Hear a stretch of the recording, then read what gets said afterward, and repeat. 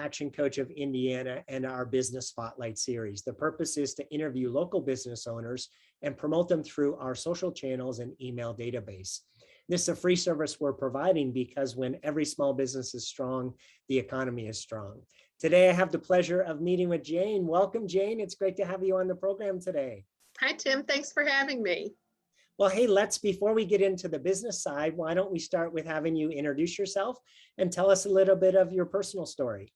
All right. Well, I'm Jane Rose, and I own Rose Pet Memorial Center, along with my husband, John Rose, and we've been in business since 2013. We specialize in providing aftercare for pets when they have passed, and we provide a loving and warm environment for people to come and visit their pets after they've passed, as well as a number of different things that they can purchase to memorialize their pets. Fantastic. So Jane, tell us a little bit about you. Are you guys originally from Indiana, and give us some more sense of who you are? Well, I grew up in Indiana and Bloomington, and John was born in Michigan, but he spent most of his life in Bloomington too. We both graduated from IU, and we opened this business 8 years ago because we didn't like the options available to us as pet parents when our pets passed. Oh, that's wonderful. So tell us a little bit more about your business. If I was to say, what's your 60-second commercial, how would you describe your business to the listeners? Well, we specialize in providing private cremation. A lot of pet parents that are out there are concerned that, they truly are getting their pets back when they do have them cremated, which is a justifiable concern. So that's something that's very important to us. We treat each pet very individually. We do not freeze them or put them in bags. We place them in a pet bed with blankets, and we tie a ribbon around their leg with a metal ID tag that stays with them through the whole process. We also have pet loss support materials, a number of different urns they can choose from for their pets. We also have pet loss support materials that we provide and remembrance packages.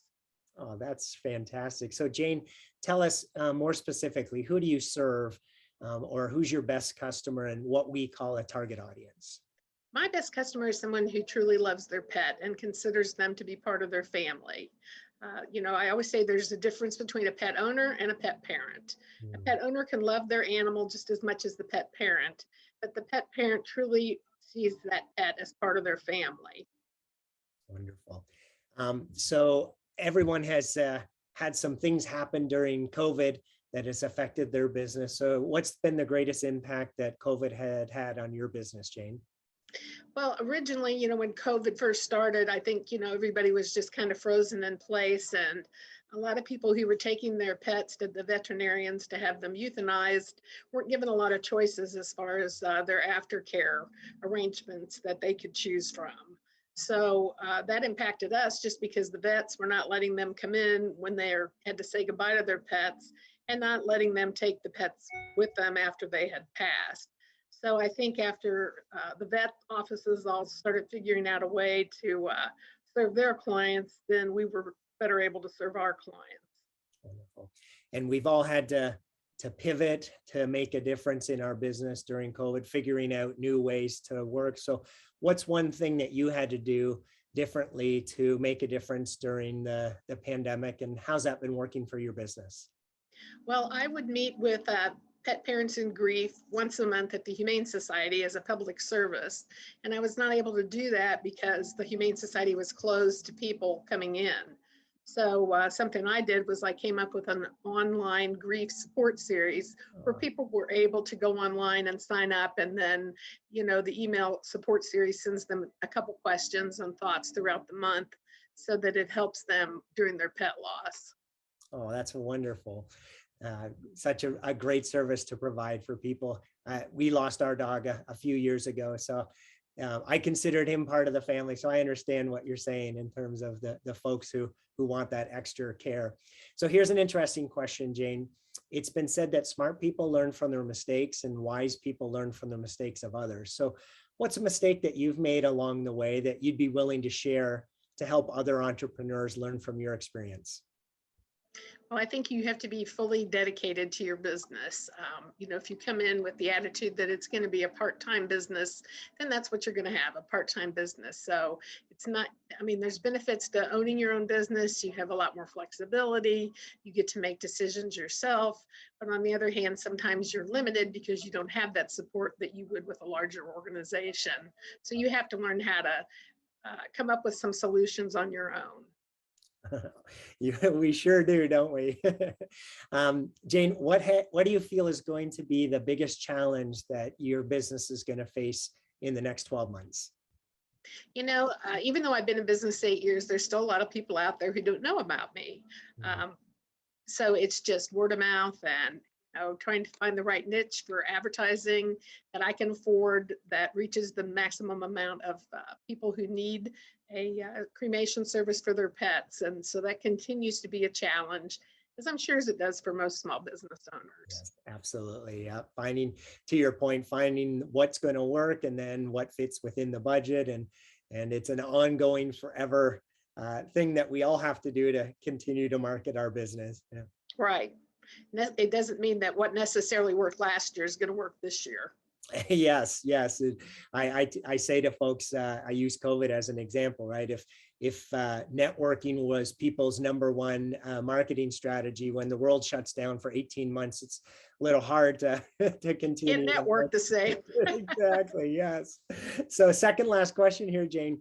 We've got your contact information. We're going to include that along with this video. But is there anything else that you want to make sure that we cover today, or any offers that you have running?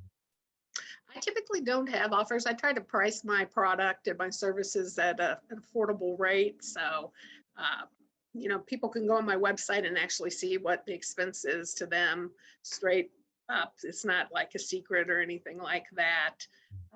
So now, Jane, what if people just don't know what they don't know and they're just curious? How would they find out more information about what you provide and whether it's the right fit for them?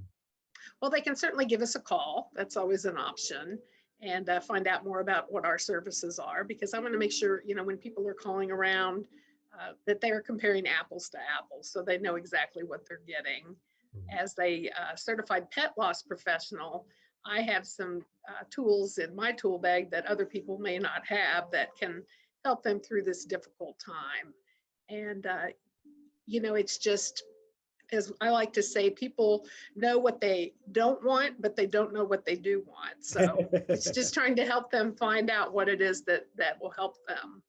So a certified pet loss professional. Tell us a little bit more about that. Well, to be a certified pet loss professional, I belong to the International Funeral and Cremation Society. It's a 2-year program where you have to be in the business for 2 years, complete a number of classes, and attend a number of different meetings, and provide community outreach to be able to have your certification. That sounds like a great service to provide. So if I make an assumption, you help people not just deal with the cremation, but also the loss that comes with losing that pet. Is that correct? Correct. So yes, there's pet loss grief support. I mean, there's some people, who are naturally empathetic to someone when they've lost a pet, but you find by going to different businesses, if it's not the person who owns the business, they may not have the compassion and empathy that you would like to have when you've lost a family member. And so that's one of the things that has helped me in this particular business. And we also abide by a code of ethics. And that is also very important to my customers too, to make sure that their pets are going to be treated respectfully and like they're members of the family. Such a great service. Well, last question here, Jane. Tell us what's been most inspiring to you over all the craziness of the past year or so. It always amazes me every day how much people love their animals, and how they complete their lives for them too. And it continues to be a huge loss when someone loses a pet.